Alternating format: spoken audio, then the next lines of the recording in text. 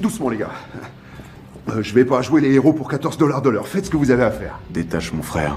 Tout de suite, boss. Le gardien a immédiatement retiré les menottes de Lincoln, en espérant que Michael ne lui cause plus d'ennui. Faites comme si j'étais pas là. Ouais, radio. T-Bag a assommé le gardien sur le coup et l'a menotté sur place. L'équipe d'évasion a récupéré Lincoln et s'est dirigée droit vers l'infirmerie. Au même moment, la secrétaire a ouvert la porte du bureau du directeur. Mais elle a découvert que la pièce était vide. Michael a attrapé le tuyau d'incendie. Il a attaché une extrémité au barreau de la fenêtre, puis a enroulé l'autre extrémité autour de la rampe de l'ascenseur. Il a appuyé sur le bouton de l'ascenseur.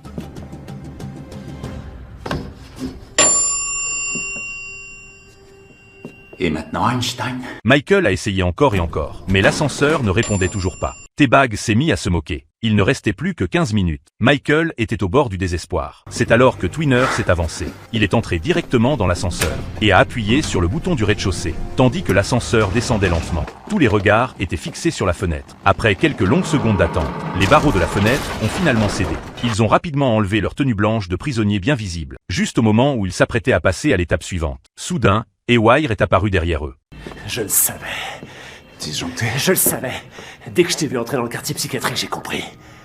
Je pars aussi. Ou je passe un petit coup de fil personnel sur cette ligne. Garde ton calme, Disjoncté. Sachant qu'évidemment, le correspondant est un gardien. Il vient. Quoi? Il vient.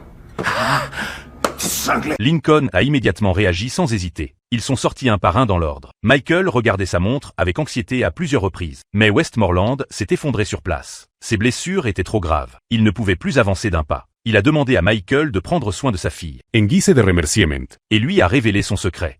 Le fric planqué sous un silo au ranch Doubloga, à la sortie de Toul, dans l'Utah.